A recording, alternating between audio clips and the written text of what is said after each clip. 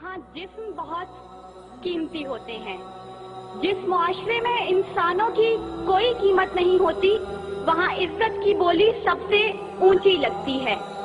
جس معاشرے میں انسانوں کی کوئی قیمت نہیں ہوتی وہاں بنت ہوا سرے بادام طبلے کی تھاپ پر ناچتی ہے، اور جس معاشرے میں انسانوں کی کوئی قیمت نہیں ہوتی وہاں بھوک تہذیب کے آداب بھلا دیتی ہے۔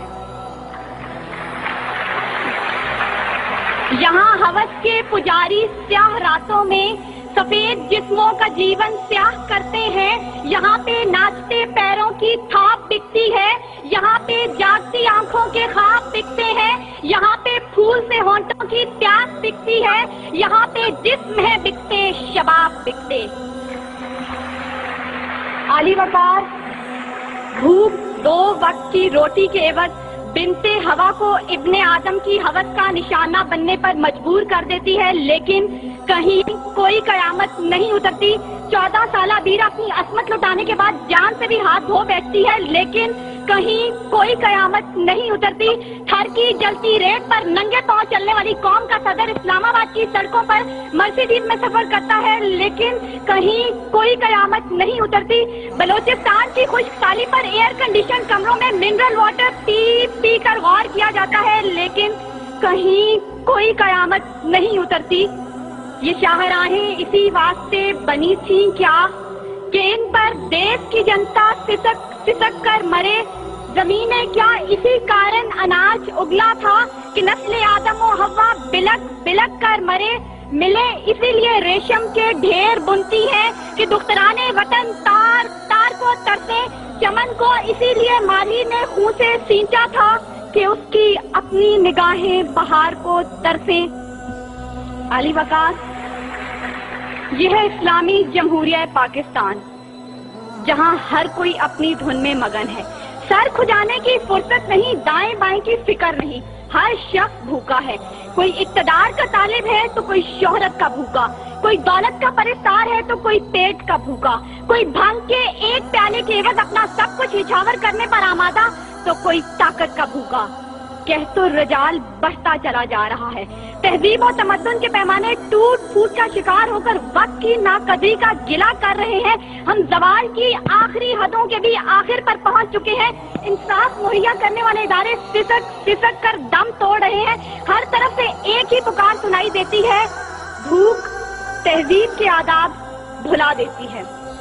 عالی وقار سنیے، اگر آپ سن سکتے ہیں کہ جب بوڑھے پروفیسر کو 6 ماہ تک پینشن نہ ملی تو اپنی کن پٹی پر پستول رکھ کر بولا تھا، میرا پاکستان ہے یہ تیرا پاکستان ہے۔ سنیے، اگر آپ سن سکتے ہیں جب تسنیم سولنگی بھوکے کتوں کا نوالہ تر بنی تو بولی، پڑے ہیں گم کٹہرے عدالتیں چپ ہیں۔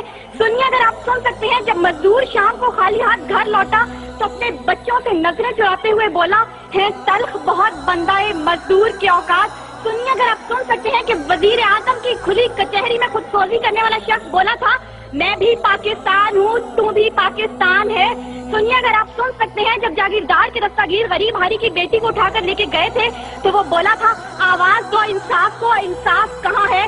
سنیے، اگر آپ سن سکتے ہیں کہ ڈما ڈولا کے بے گور اور کفن لاشیں چلا کر کہہ رہے ہیں، نوید دو انسان کو کہ انسان مر گیا۔ سنیے، اگر آپ سن سکتے ہیں ڈاکٹر عافیہ صدیقی آج بھی سراپا سوال ہے، ذمہ دار کون؟ سنیے، اگر آپ سن سکتے ہیں لال مسجد کے شہداء کہہ رہے ہیں، پاک فوج تو زندہ باد۔ اور سنیے، اگر آپ سن سکتے ہیں جب بے روزگار باپ نے اپنی 3 جوان بیٹیوں کو موت کے گھاٹ اتارا تھا تو بولا تھا، عجب رسم ہے چارہ گروں کی محفل میں، لگا کر زخم نمک سے مساج کرتے ہیں، غریب شہر تڑپتا ہے ایک نوالے کو، امیر شہر کے کتے بھی راج کرتے ہیں۔ عالی وقار بھوک تہذیب کے آداب بھلا دیتی ہے۔ غربت سے مجبور لوگ اپنے بچے بھون کر کھا جاتے ہیں، اپنے گردے اور آنکھیں بیچ ڈالتے ہیں، اپنی 8 سالہ بچیاں دلالوں کے حوالے کر دیتے ہیں، اپنے خاندان کے ساتھ آگ میں کود جاتے ہیں، دریاؤں سمندروں میں چھلانگیں لگا دیتے ہیں، پنکھوں کے ساتھ لٹک جاتے ہیں، ٹرین کی پٹری کے آگے لیٹ جاتے ہیں۔ غربت، ظلم اور مہنگائی سے مجبور لوگ اپنے معصوم بچوں کے گلے کاٹ دیتے ہیں۔ عالی وقار सदारत, विजारत और इमारत के भूखे तहजीबी अक़दार को पामाल कर देते हैं। कभी तो चंद खोटे सिक्कों के बस कौम की बेटियों को बेच डालते हैं, तो कभी मसाजिद का तकद्दुस पामाल करते हुए इन्हें लहू रंग करते हैं, और कभी अपनी ही आवाम से कहते हैं मैं तुम्हें वहां से निशाना बनाऊंगा कि तुम्हें पता भी नहीं चलेगा। जब लोग ये कहते हैं खुदा देख रहा है, मैं सोचने लगता हूँ क्या देख रहा है।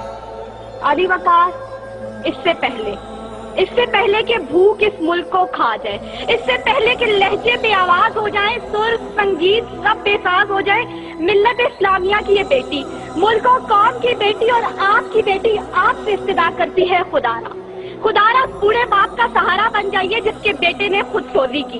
खुदारा उस औरत के आंसू पहुंच डालिए जिसकी बेटी जागीरदार की हवस का निशाना बनी। और खुदारा उन मासूम बच्चों के सर पर दस्ते शफकत रखिए जिनका बाप पुलिस मुकाबले में मारा गया। इन अशार के साथ ही मौजूए ज़ेरे बहस समेटती हूँ। सितम ज़रीफ़ी वक्त ने कलियों की नज़ाकत को, दिलों की मोहब्बत को इस तरह से मसला है, इस तरह से कुचला है कि जिंदगी अजियत है और सांस की भी कीमत है। किसका हाथ है जो खून से रंगा नहीं, किसका गिरेबां है जो गिरफ्त से बचा नहीं। सदाए मौत आती है शहर भर की गलियों से, खून की बू आती है फूलों और